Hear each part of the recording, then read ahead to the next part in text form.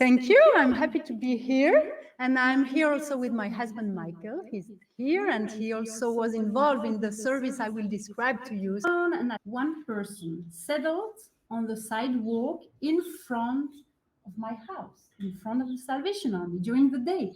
And this person came every day. So when you always come across the same person begging in front of your house, and on top of that, your job is to welcome the poorest of the poor, why you say to yourself, what can I do for this person? I can avoid him for a while and pretend he doesn't exist, or I can give him a coin every day, or I can give him the addresses of the Salvation Army and tell him, go to the Salvation Army, they will help you there. But it's me, the Salvation Army. So you see the tension a little bit? So I soon felt powerless to improve this person's situation. And being a follower of Jesus, I turned to him and I asked, what could I do for this person? And he told me, well, do as I do. Take an interest on him, approach him with respect, and get to know him. So this is how it started. I went over, I shook his hand, and I say, hello, my name is Christine. And he didn't speak French, I didn't speak his language, but he understood what I was telling him, and he said, my name is Marcello. There was Marcello, Jana, Nicola, and so many others. That's how my adventure with the Romanian Roma begging in Lausanne began, and then continued with Roma from many parts of Europe, and even as far as Hungary, where I live now. And for you to know, they are not all beggars. They are Roma people. Some of them are beggars, living by begging.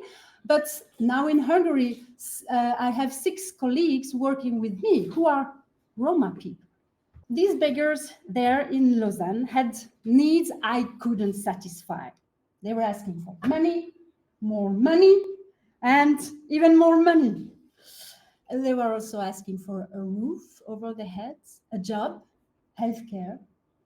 And I felt myself, but I cannot give them all of this. I had to figure out, okay, I understand a little bit the need of Marcello, but what is my need if I want to help them? So I had to come back to myself. What is my need?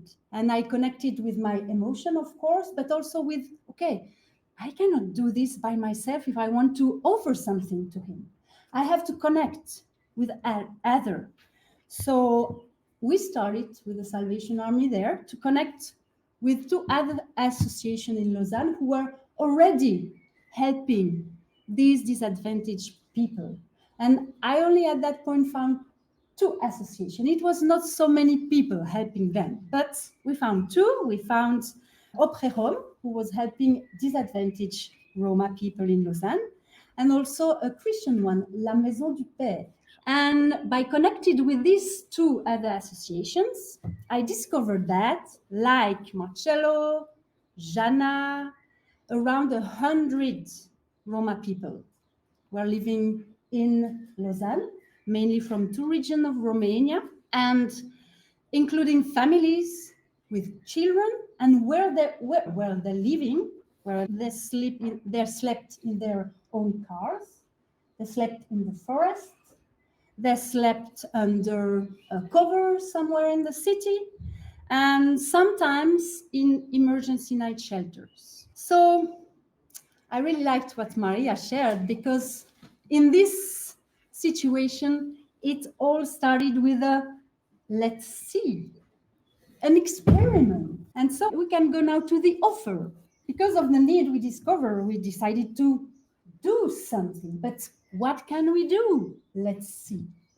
So prayer and faith are my main resources. So I stay in regular contact with Jesus, who inspired me in my actions, and step by step. And this is really what happened, step by step. We didn't have a big plan from the beginning, but it was really small steps, starting with this encounter with Marcello. and with this to other associations.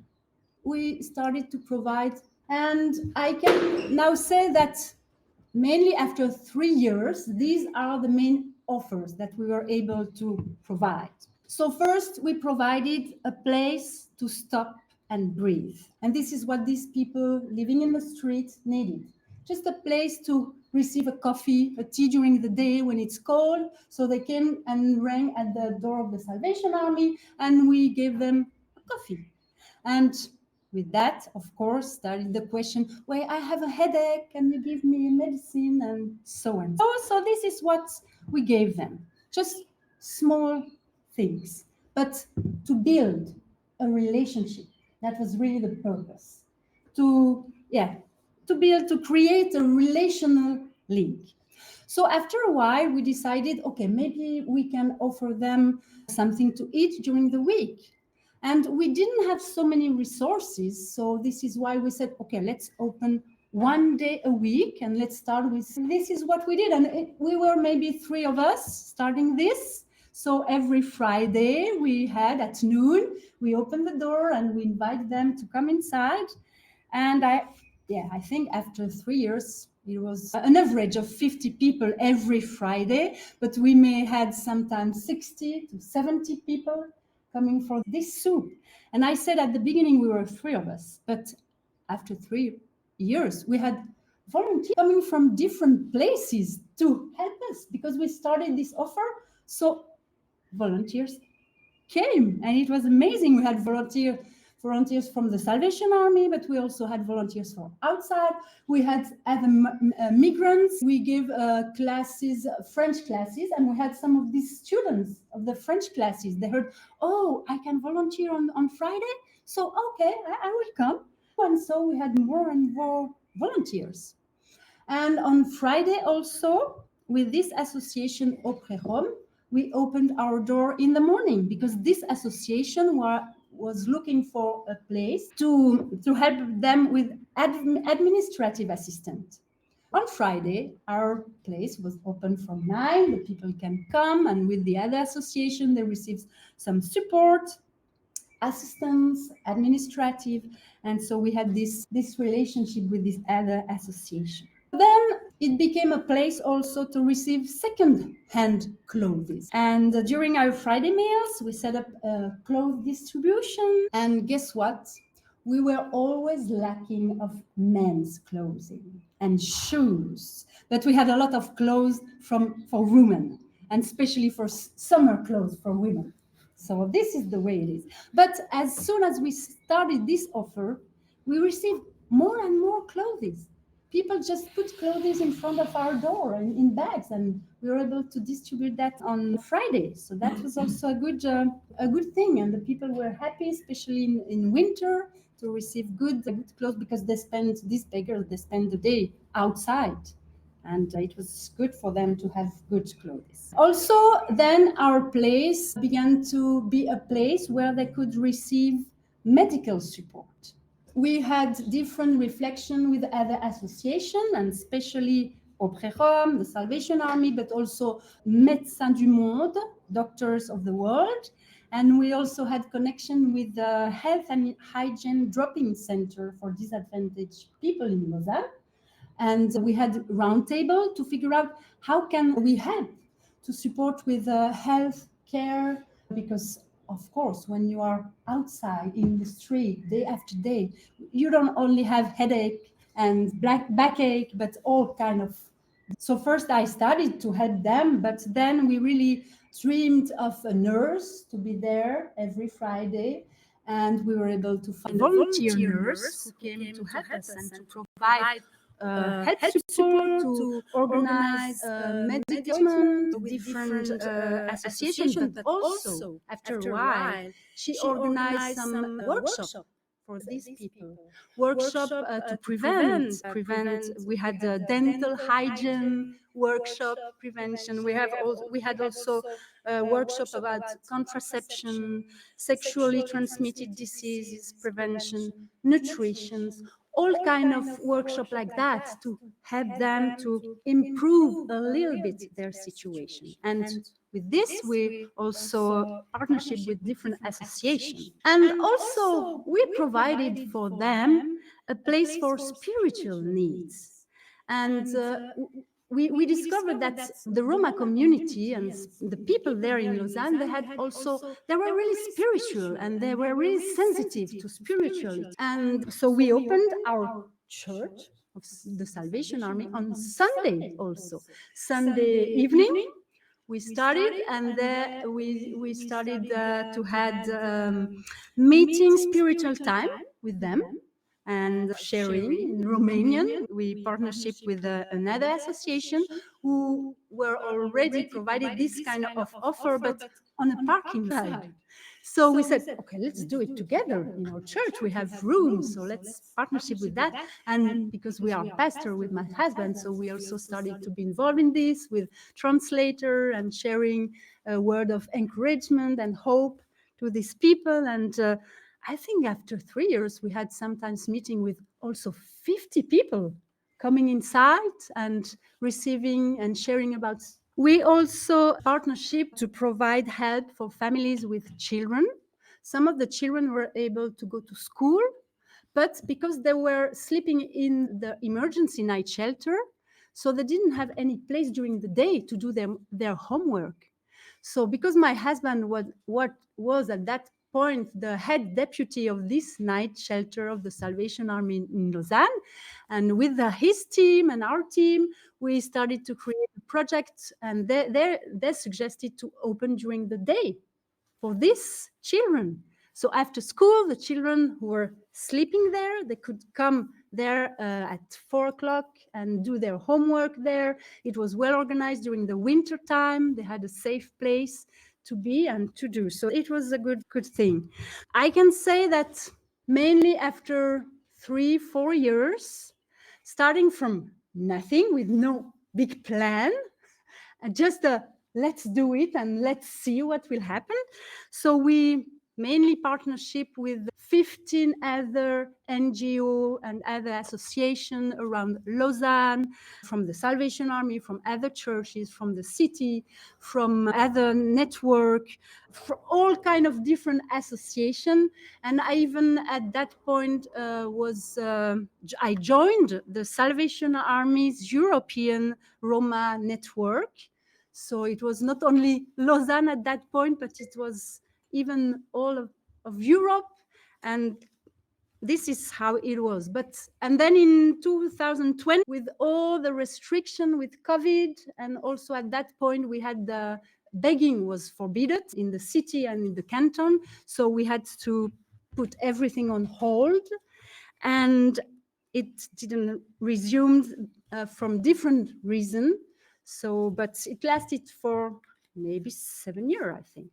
From this experience, of course, I learned a lot. I will share some of my mistakes because, of course, it was new for me. And one of my first mistakes was believing that if I give to a person begging in the street, I give him money, he will stop asking me more money. So this was maybe my first thought. And this is what we experiment at the beginning of this. We say, okay, let's give them 20 francs at one point and let's see what will happen. And we decided the rule was once we will give you for the whole year 20 francs, and maybe they will stop knock at our door and ask for support. So we started that. And we were really conscientious. We started to write their name and we made a list. After 1 month, maybe we had around 100 people at our door. And we discovered after this month that they not only came once, but maybe twice, maybe the same person a third time because they changed their name, they gave other identity, and we really had to stop that. It was our Christmas gift. So we really said after that, okay, that was only for Christmas. That was just an experiment. And we will stop that now because we were really overwhelmed. And the people, they knew that, oh, they can knock at the door of the Salvation Army and they will receive 20 francs. Well, and even during the year that followed, we still had these people asking us, where is my Christmas gift? Okay, so we stopped that and we put a very strict rule.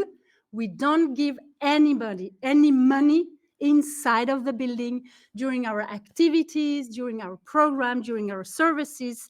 We don't give money at the door. We don't give money at all. So this was the rule we had to set up. Another thing, a mistake I had and I made, I believed I could help them with health issues with my family pharmacy. And this is how it started. I had some painkillers and I had some plasters and disinfectants and things like that. So I started like that and I thought maybe it can be helpful. But after a while, I was overwhelmed with all kind of questions about health. I didn't even imagine that you can have this kind of things. So I had to find a solution because I said, I cannot help them with that. I'm not a nurse. I don't have all the knowledge. So I brought them to the closest pharmacy. And there I found the assistant pharmacist was a Romanian. So she could help with the translation and she could support me with that. But after a while, this is why we hired this volunteer nurse, because it was really a big issue and I couldn't help with that. It was too much. And another thing, a mistake I had in my mind, I thought maybe I can help these people to get out of poverty if I love them enough, if I give them enough support. And I discovered it's not up to me. I cannot force someone who is begging in the street to stop doing that just because it's not good to beg in the street, or I don't know, because of what kind of thinking I may have, but I cannot force someone to get out of begging, of poverty, of addiction maybe. It's a long journey. It's not up to me. It's made with ups and downs. And so that was something I had to learn because I thought first, maybe I can do that. So I learned also a lot of different things. First, to stay humble. With these mistakes I had, these stereotypes maybe I had in my mind at the beginning, and well, it's not all up to me.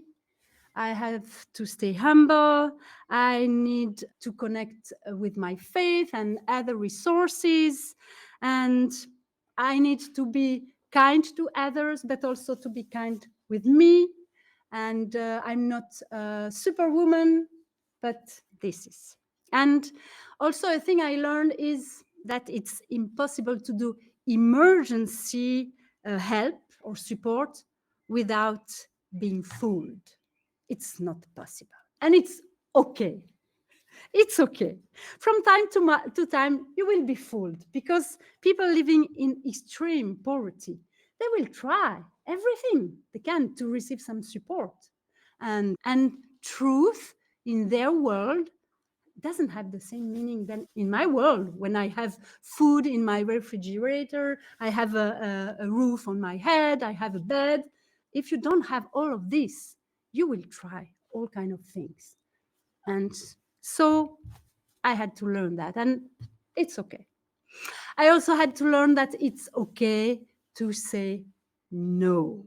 And when you work in emergency help and in social work and in this kind of area, first you think, I cannot say no, I have to help. But I had to learn to say no to protect myself first and to protect also the people I was working with. And because it was not possible to say yes to all the requests. So even if I say no, I'm not the meanest one. I'm not the most selfish person in the world. So it was really important to learn this and to be able to do this. Also, in this kind of service, I'm still learning. It's a never-ending story. As soon as you make a step further, there are new things to learn. And this is the way it is. And another thing really important I learned is that I cannot work alone. To work in a network, it's really the most important thing, because you can provide something and another association can provide something different, and all together we can maybe provide some good help, even if it's never enough, but at least it's something. Also, something I learned is that frustration goes with satisfaction. In all kind of services we provided, sometimes we had frustration because it's never enough. But you also have satisfaction. And it's okay to have both together. Because I'm a perfectionist, so I would like everything to be very perfect. But in all these offers I gave, I had frustration when I had to say no and when I had to close the door at the end of the day. And I knew that these people will still, some of them have to sleep in the street. That was a lot of frustration. But also the frustration it drives me to action. So I have to accept the frustration because it will help me to do something more. But also the satisfaction, I have to be thankful for the satisfaction and say, okay, this is okay. I received a smile today from this person, and this is good enough. Also, a thing I learned is the more I give, the more I receive. And we experienced that from the beginning. First in the material, about material resources, of course, because we started with almost nothing, but the clothes we received, we started to give away, and we received more clothes. So it was good. We even received hygienic products from the food bank in Lausanne, and medicines and toys for Christmas and things like that. But we experienced that, okay, I give you something, and when the people around will know, oh, you are helping Roma people in need. Oh, okay, maybe I have something to give you. And it was like that, but also in the relational area. The more you give of your enthusiasm and of yourself, of love and joy and hope, you also receive it back. And on this picture, I like this picture because this woman, her name is Vera, and she's the leader of Opre Home.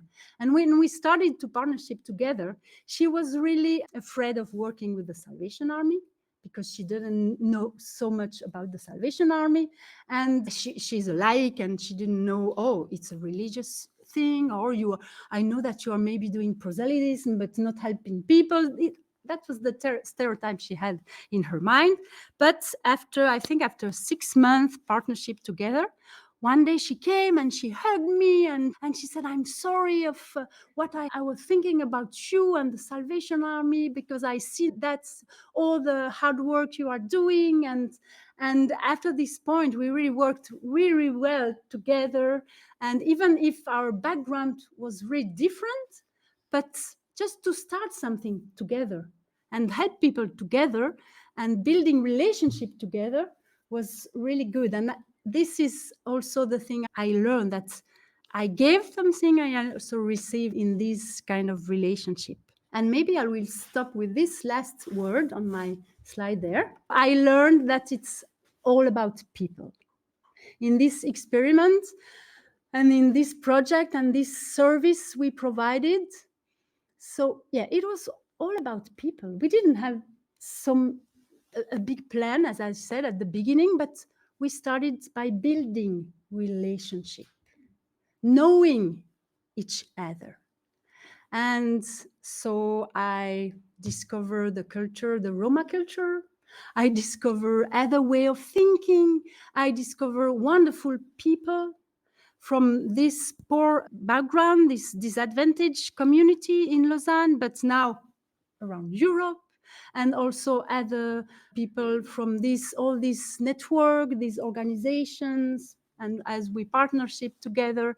And really, yeah, I think the main thing I keep from this experience is the relationship we were able to build with each other. And yeah, it's about human being. And even if we have different background, different social background, different needs, but we can build relationship with each other. And this is what is the most important. Thank you so much. Thank you. It's First of all, I think she deserves a round of applause because It's super inspiring to hear this story, because we hear from Maria, who comes from consulting, coaching, and then so basically helping people who are already at the stage of well-being, which is very high. And then we hear your story, but we see still many parallels between these elements. For me, it was very striking, this kind of let's see attitude that you got.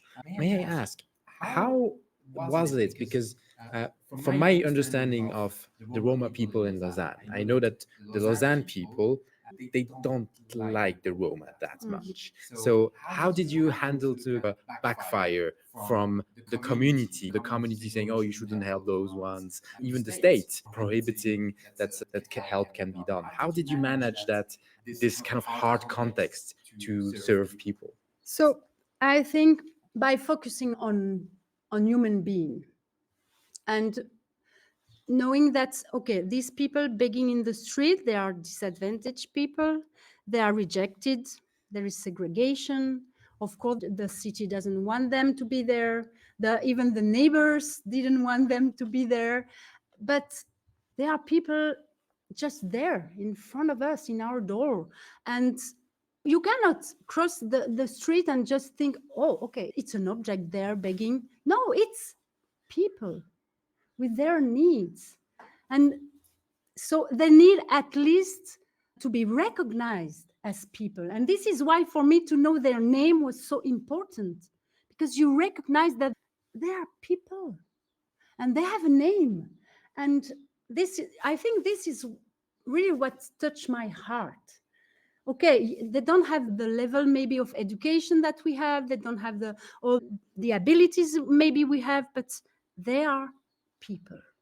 And we need at least to recognize them as people and at least to know their name, even if we cannot provide all what they need, but at least to do this.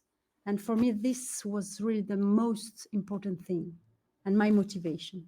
Yeah, that's a very inspiring tip also for people who are interacting with beggars and asking, I can't do anything, but you can ask the first name, and you can at least say hello.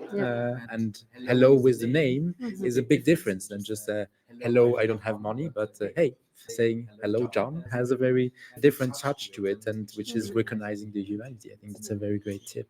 I'd like to ask, we have a question from Elizabeth, who's asking, what inspired you to start to do this program? How did it start? Why suddenly did you decide that you're going to do this when there are so many other things that you could have done in Lausanne? I think because they were there on my door, first of all. So I was confronted with these people there where I was living. To understand, I worked there, but I also lived there. It was my neighborhood. And I remember when I moved first to Lausanne, I had this prayer, oh, Lord Jesus, help me to connect with my neighbors. And actually, they were my neighbors. This is why first catch my attention. And also, they were there. So I started to think, okay, what can we do to help these people right there? I don't have to go to do 5 kilometers to find a need over there if the need is there in front of me. And also, what really touched my heart with the Roma community is that they were the unloved. And I really felt that from the people around. And it was a motivation for me. Okay, I would like to love the unloved. Why these people are unloved? I would like to discover more and more about them, and to pass all the stereotypes, because in the medias there are all kind of stereotypes about the Roma community, and I'm a little bit adventurous, so I wanted to know more about this community. So also this is also what inspired me to start this. To me, there is a quality in what you're expressing here, because you're not a service designer. I think if I would tell you service blueprint, double diamond, and all of that, you would say, okay, that sounds very lovely, but I don't know about it.